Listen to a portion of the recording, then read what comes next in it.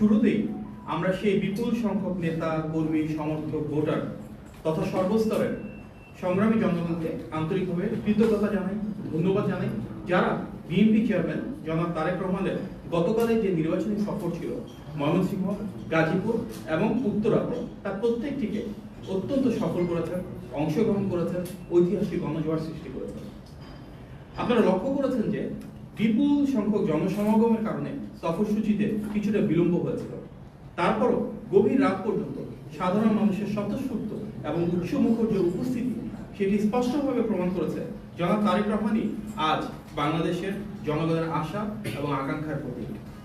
এই অভূতপূর্ব জনসমর্থনটি একাধারে একটি গণতান্ত্রিক, সমতা ভিত্তিক ও কল্যাণমুখী বাংলাদেশ গঠনে জাতীয়তাবাদী শক্তিকে নতুন করে প্রেরণা করেছে।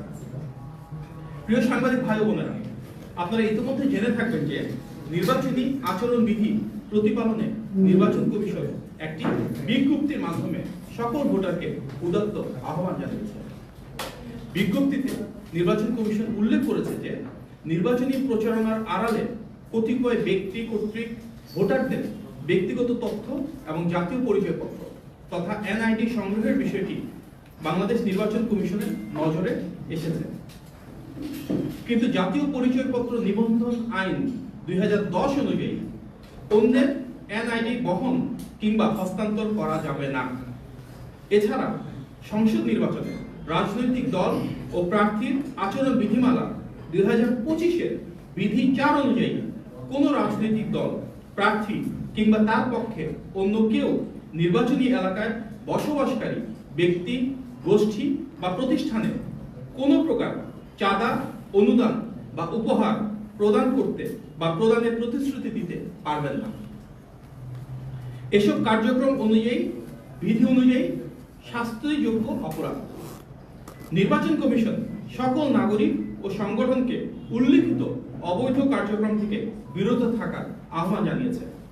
নির্বাচনী আচরণ বিধির লঙ্ঘন একটি শাস্তিযোগ্য অপরাধ। নির্বাচন আচরণ বিধি সবাই যেন মেনে চলেন, সুষ্ঠু নির্বাচনে সবাই যেন সহযোগিতা করেন, সেটি আমাদের কামনা। আমরা নির্বাচন কমিশনের এই উদ্যোগকে ইতিবাচকভাবে দেখছি এবং এই বিষয়ে তাদের কর্মযজ্ঞ অব্যাহত রাখার আহ্বান জানাচ্ছি। প্রিয় সাংবাদিক ভাই ও বোনেরা, আমরা লক্ষ্য করছি একটি নির্দিষ্ট দলের শীর্ষ পর্যায়ের নেতারা নতুন করে পতিত ফ্যাসিবাদের মতন করে পুরনো মিথ্যা ও প্রতারণামূলক দুর্নীতির বিশ্ব চ্যাম্পিয়ন বয়ান প্রচারের দায়িত্ব গ্রহণ করেছে। অথচ এটি আজ জাতীয়ভাবে প্রমাণিত যে বিএনপি রাষ্ট্র পরিচালনায় আসার পর দুর্নীতির হার ধারাবাহিকভাবে কমেছে।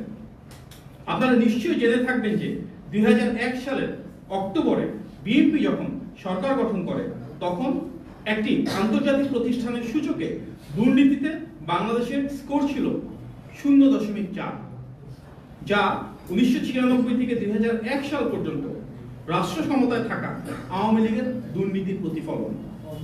পরবর্তী সময়ে দুর্নীতির প্রতি বিএনপির জিরো টলারেন্স পলিসি এবং সুশাসনের ফলে ধারাবাহিকভাবে এবং ক্রমশ সেটি উন্নতির দিকে যেতে থাকে। সর্বশেষ বিএনপি 2006 সালে রাষ্ট্র পরিচালনা থেকে চলে যাওয়ার সময় সেই স্কোর ধারাবাহিকভাবে বেড়ে 2-এ উন্নীত হয়।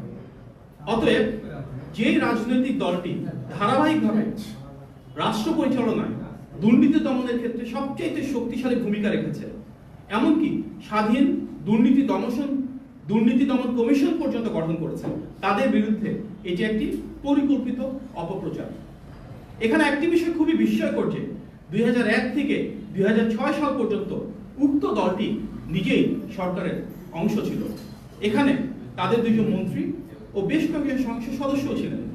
সরকারে থাকা অবস্থায় তখন এই বিষয়ে তাদের কোনো মন্তব্য শোনা যায়নি, কিন্তু বর্তমানে তারা নির্বাচনী মাঠে এসে ফ্যাসিবাদী প্রোপাগান্ডার সেই ধারাবাহিকতাকে ধরে রেখেছেন। আমরা এই ভূমিকাকে রাজনৈতিক দ্বিচারিতা হিসেবে দেখছি। উপরন্তু এটি আজ স্পষ্ট যে ভোট চাইতে গিয়ে সেই নির্দিষ্ট দলটি ধর্মীয় অনুভূতির অপব্যবহার, জান্নাতের প্রলোভন, কোরআন শরীফে শপথ করানো, এমনকি বিকাশ নম্বরে টাকা দেওয়ার বিভিন্ন প্রস্তাব দিয়ে বেড়াচ্ছে।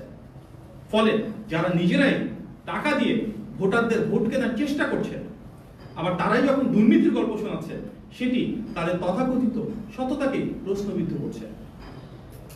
এছাড়া আজকে আমরা লক্ষ্য করেছি একটি নির্বাচনী জনসভায় সেই রাজনৈতিক দলটির আমির বগুড়ায় পাবলিক বিশ্ববিদ্যালয় স্থাপন এবং বগুড়া পৌরসভাকে সিটি কর্পোরেশনে উন্নীত করার ঘোষণা দিয়েছেন। বাস্তবতা হলো এই দুটি বিষয়ই ইতিমধ্যে রাষ্ট্রীয় পর্যায়ে অনুমোদিত এবং এই লক্ষ্যে প্রশাসনিক কার্যক্রম বহমান রয়েছে। সেই বিশ্ববিদ্যালয়ে উপাচার্য নিয়োগও সম্পন্ন হয়েছে। অতএব বিদ্যমান একটি সরকারি সিদ্ধান্তকে নতুন করে দলীয় প্রতিশ্রুতি হিসেবে উপস্থাপন করে বগুড়াবাসীকে বিভ্রান্ত করার এই অপচেষ্টা কেন, সেটাও প্রশ্ন জাগাচ্ছে।